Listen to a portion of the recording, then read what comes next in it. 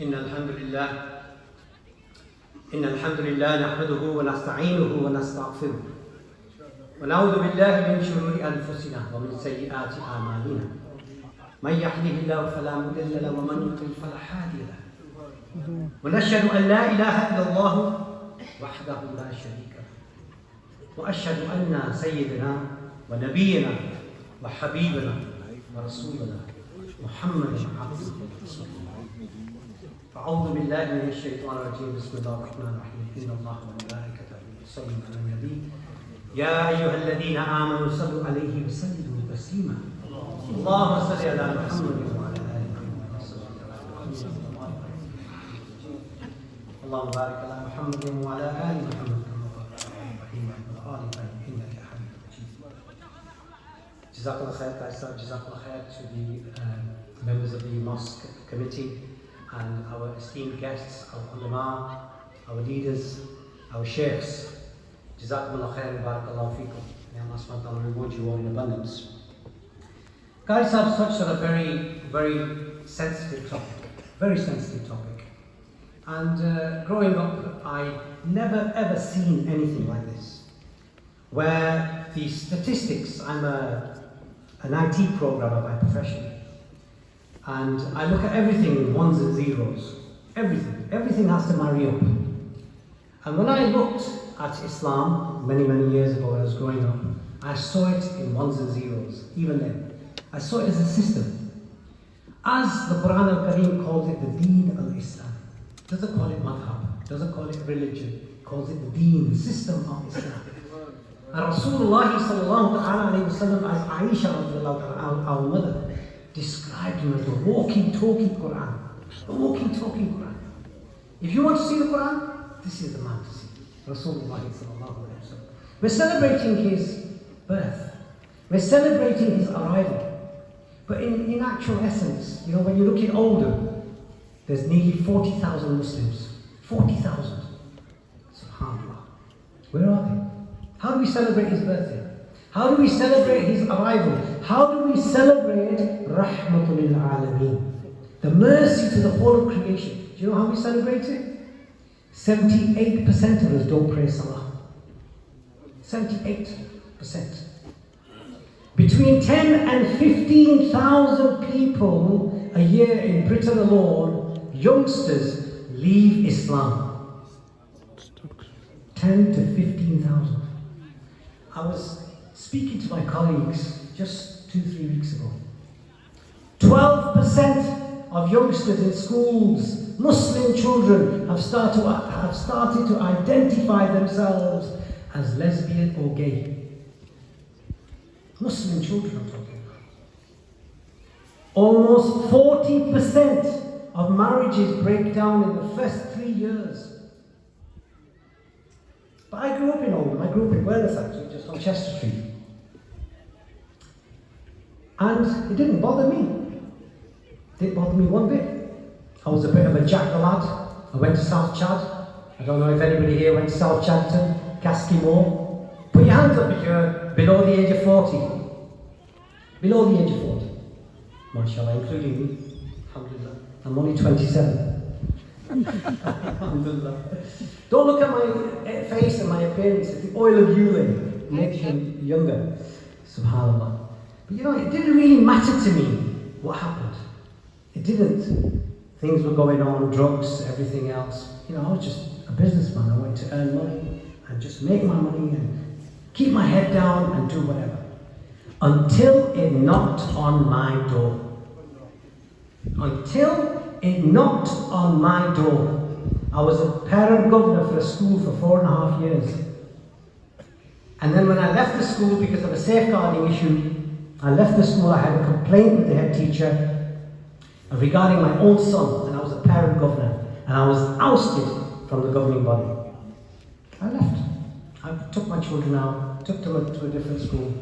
3.5 years later, the head teacher was brought forward with a similar problem, same complaints about the head teacher, about the senior leadership, about low attainment, low expectations, 3.5 years later. And the head teacher accused me of extremism.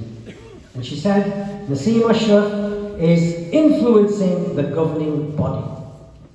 3.5 years later. And then that complaint wasn't good enough, so what she did was she gave it to the newspapers.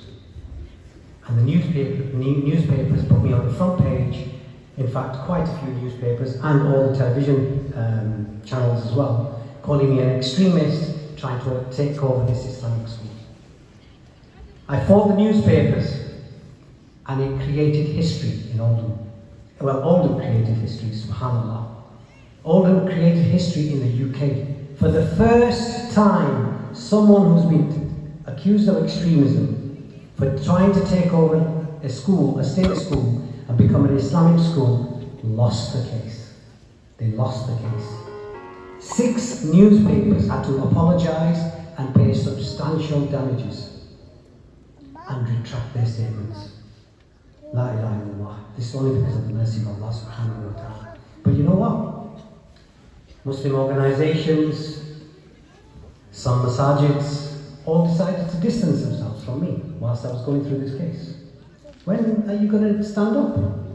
We call ourselves Muslims. We call ourselves Ashkei Rasul. We call ourselves Ummah of Rasulullah sallallahu alayhi wa sallam. How?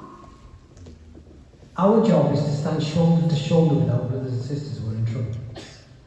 If we're not going to stand up with them at that time, then when are we going to stand up? When everything's hunky-dory?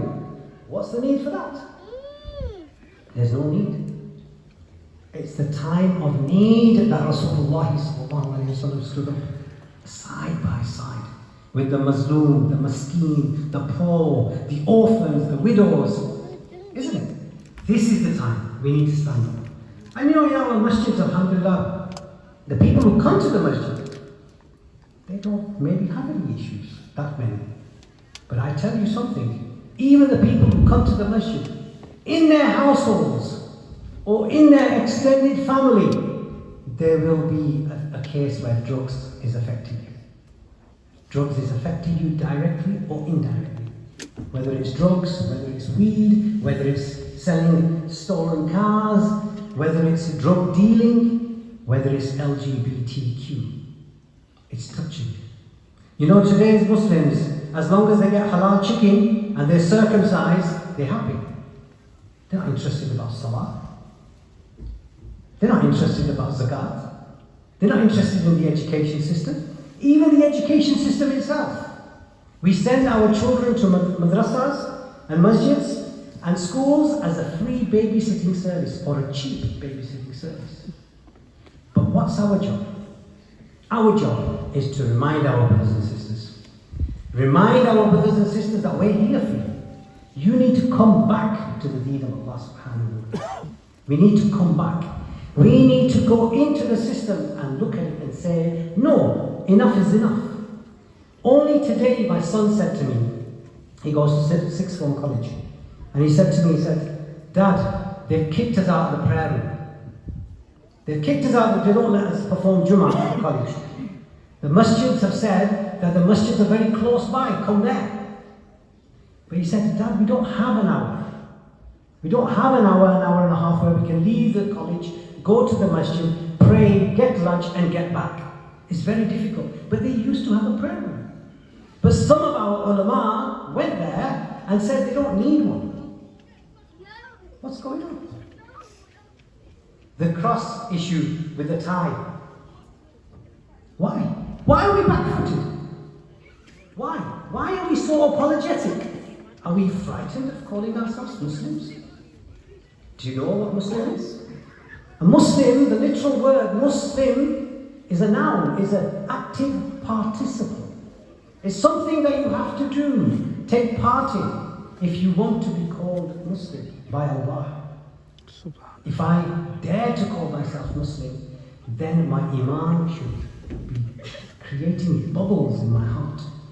I should not be able to sleep at night. So inshallah, contact us at the masjid, contact myself, contact Kaisab. Anything we can do for you, problems in schools, problems at home, inshallah, we're going to be working together on a long-term plan to rectify this issue. Jazakumullah khairan. Wa akhiru da'wana alhamdulillah.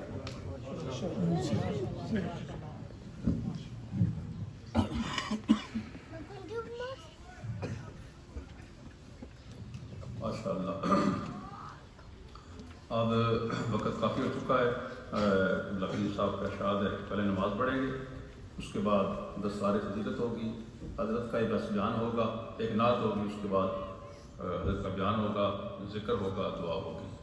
खाना भी आ चुका है, ठंडा भी ना हो। आप भी काफ़ी देर से तशरीफ़ फरमाए हैं, लेकिन ये खिताब सुनने वाला है, तो अज़ान देते हैं। हाफ़िज़ साहब आगे अज़ान पढ़ें।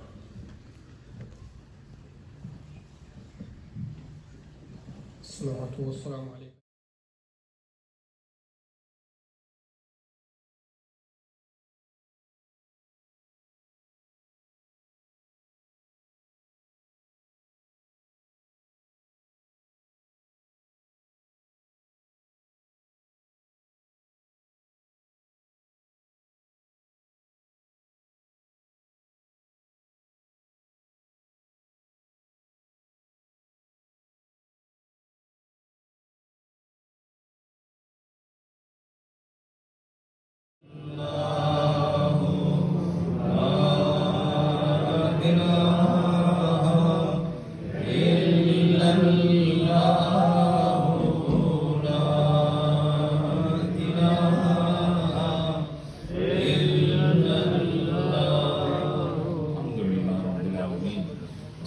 वस्सलामु अला मुहम्मदिन व अला आलिहि व अस्हाबिहि अजमईन।